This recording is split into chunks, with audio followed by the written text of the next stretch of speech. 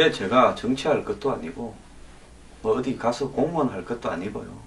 국민을 상대로 허심탄회한 이야기를 하고 가겠습니다. 자, 이번에 이 총선 과정에서 왜 이토록 이 노무현 정권과 유사한 일을 했는가 하는 부분에서 많은 사람들이 의아해합니다. 제가 그렇게요, 총선날 밤에 생각을 했는데 어제부터 이미 언론들이 2006년에 지자체 선거 때 노정권이 패배한 것은 그대로 지금 박근혜 정권이 반복하고 있다. 당시 노무현 정권 대단했습니다. 자, 노 대통령이 뭐 당시 DJ 정권에서 좀 밀어줬죠. 알게 모르게.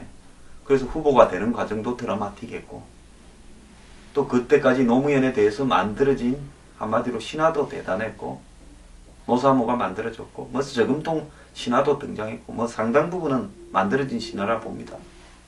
그러다 어떻게 됐습니까? 그러다가 지지율이 떨어지니까 정몽준을 끌어들여서 단일화를 했습니다. 그때 저는 새천년 민주당을 탈당하고 정몽준 진영에 갔었습니다. 그 이념이나 가치 때문에 탈당한다고 입장을 밝혔었습니다. 근데 다시 둘이 합쳐버립니다. 저는 정몽준은 졌습니다. 놀아난 거죠. 여론조사라는 명목하에요. 저는 낙동강 오리알이 됐고 그 뒤로 엄청 고생을 했습니다. 자, 그런데요. 그래서 대통령이 되고 난 열린우리당 정권은 한국 사회의 모든 가치를 뒤바꾼다 어쩐다 하면서 실상은 한국 최고의 대기업에 기대어서 심사까지 써줬다. 개각 조각에도 관계했다. 이런 이야기까지도 있었습니다. 전국의 골프장 천국으로 만들었고요. 그리고 부동산 투기판을 만들어서 그것도 정경련이 이야기해서 한마디로 전국의 골프장 허가를 통해서 그것이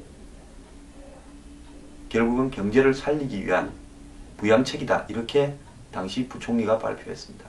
그것뿐만 아닙니다. 기업도시, 혁신도시, 또 무슨 경제자유구역, 또 온갖 무슨 클러스터부터 시작해서 6개, 7개쯤 되는 부동산 부양책들이 만들어졌고, 그 일환에서 수도 이전 공약의 실천 과정으로 행정복합도시 세종시가 만들어졌고, 이런 토지 보상금들 200조가 지중해 풀렸고, 전국에 만들어지는 각 도시들은 부동산 투기판이 되고, 그 200조에 풀린 돈은 서울로 올라와서 부동산을 엄청 띄웠습니다.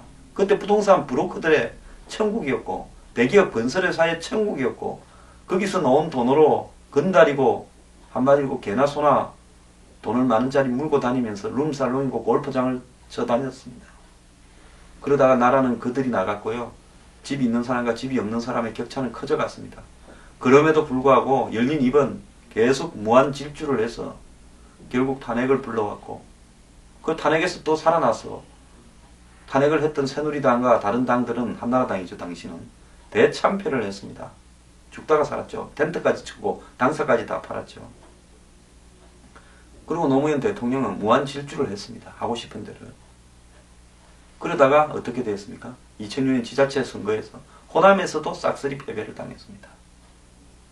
그런 다음에 자기가 만드는 열린우리당은, 새천년 민주당을 뛰쳐나가서 만든 열린우리당은 다 도망가버리고 두 자리 숫자가 안 됐습니다. 남아있는 의원이요. 그리고 해체돼 버렸습니다. 자, 박근혜 대통령은 선거의 여왕이라고 해왔습니다. 자, 그러면서 하는 것마다 다 이겼다 했습니다. 보궐선거. 그러다가 이번에 그때 탄핵 사태 때 수도권에서 당한 것만큼 대참사, 살육, 도륙을 당했습니다. 뭐 35대 82 정도면 수도권이에요. 이 살육이고 도륙이죠. 자, 그러면서 정권은 지금까지 와버렸습니다. 자, 이 과정에서 책임질 사람 아무도 없을 겁니다. 그간에 대통령에게 허위 보고를 한 사람들, 지지율 우리는 아무리 떨어져도, 서서 30%대로 떨어져도 금방 몇 가지 수만 쓰면 40%로 복구된다. 자, 창조경제를 통해서 전국의 창조경제 핵심 텐트를 방문만 하면 표가 올라가고, 창조경제가 결국은 박근혜 정권의 경제 브랜드가 될 거다. 저는 창조경제를 만드는 사람한테 묻고 싶습니다. 창조경제가 뭡니까? 이거 아직도 아는 사람이 제대로 없는 미스터리라고 소문나 있지 않습니까? 이걸로 경제가 어떻게 살아나고 회복이 됩니까? 조선일보조차도 사설이나 칼럼에서 한마디로 대기업들한테 투자하고 고용하라고, 또 대기업들도 여러 가지 약점이 있죠. 그렇게 정부가 가거는 압박을 해서 대기업들이 수조 수천억의 투자와 고용을 했는데 이제는 어떻게 합니까? 창조경제 핵심센터 하나 만들어 놓으니까 한 50억에서 돈 100억으로 손쉽게 털어맞고 뭐 하는 척 하면서 가끔씩 대통령 불러서 순방시키면 끝나는 거 아니었습니까? 그래, 그걸로 뭐가 만들어졌는지 한번 결산을 국민들 앞에 보여주세요.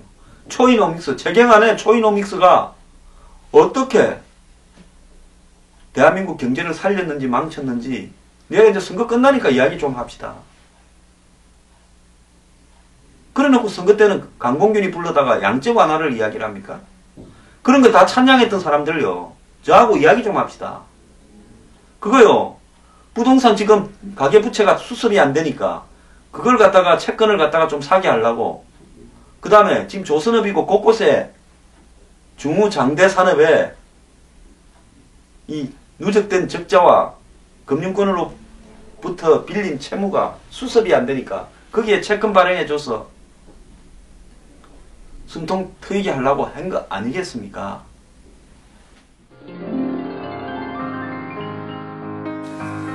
뉴스 브리핑은 인터넷 방송을 통하여 한국 사회의 변화와 개혁, 사회 정의, 부패 척결을 추구하기 위한 국민운동으로서 하고 있습니다.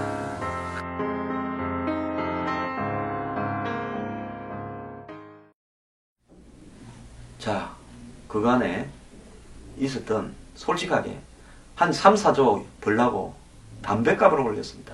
그 이전에요. 세금에서 빠져나가는 진짜 잘 먹고 잘 살고 돈을 갖다 수백조 재어놓은 기업들이나 상류층한테 받았어야지요. 자, 연말 정산까지 들어갔습니다. 월급쟁이들. 그거 이전에 정말로 부동산이니 무슨 금융거래니 통해서 떼돈을 버는 사람부터 받았어야지요. 세금에 누락되는 사람이 얼마나 많습니까? 장관이 되고 한국사회 상류층이 되는 사람 중에 상속 정려 제대로 한 사람 있고 부동산 투기에 안 걸리는 사람 있고 위장 정립 안 한 사람 있습니까? 의무는 다하지 않고 온갖 이 사회에 투기에만 앞장서고 고위공무원의 70%, 국회의원의 80%가 재산이 엄청 늘었다고 하지 않습니까? 그 사람들은 그렇게 바쁜 사람들이 대부분이 부동산이나 주식, 금융으로 벌었는데 어떻게 벌 수 있는 건지 한번 묻고 싶습니다. 저도 뭐 좀 하고 싶어도요. 시간이 없어서 못 하겠습니다. 미천도 없지만. 자, 이런 판을 만들어 놓고 그러면서 규제 완화니 뉴스테이니 했어요. 온통 원하는 대로 해줬을 겁니다. 경제단체들요. 그리고 대기업 회장 경제에 투자하고 고용하라고 풀어줬더니만 나오자마자 나는 숨겨둔 여인이 있고 애가 있다고, 그 사람을 사랑한다고 그래 말합니다. 그건 개인이니까 그럴 수 있죠. 개인 문제니까. 크지만은 그런 가정이 자연스럽다고 생각합니까? 부동산은 하늘을 찌르는데 전월세 대책은 정부가 강구하지 않고 뉴스테이 살아라면 어떻게 하란 말입니까? 내가 참고 참다가 제가요 하는 이야기입니다.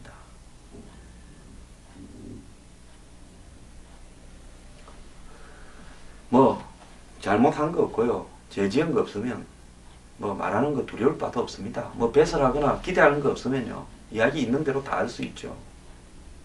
자, 이렇게 해놓고 이 선거판을 이길 수 있을 거라고 생각하면서 야권 분열로 그래갖고 벌인 그 소동들이 정말 유치찬란하지 않았습니까? 유승민 한마디로 스캔들이라고 저는 부르겠습니다. 유승민 하나를 그렇게 미워함. 저는 유승민 안 좋아합니다. 그 사람이 보인 행태도 어리도 없고 한마디로 가치도 없고 신의도 없다고 봅니다. 근데 그 사람의 하나를 그렇게 별것도 아닌 문제를 이만큼 키워가지고 거기에다가 온갖 의미를 담아가지고 선거판을 끌고 왔던 이유가 무엇인지, 누가 무엇 때문에 그런 판을 벌였는지, 이것도 최고 높은 분의 뜻인지 정말로 묻고 싶습니다. 무슨 청와대 어제 무슨 선거 전에 그만두기로 했던 정무 비서관 하나 사표 낸다고요? 그게 아니라요. 비서실장이야. 전 수석이 사표를 내고 대통령의 처분에 맡기십시오. 내각도 일괄 사표를 내라면 그러겠지만은 나가야만 될 만한 사유가 있는 사람은 나가십시오. 알았어요. 그렇게 하고 측근들 중에도 물러날 사람은 물러나세요.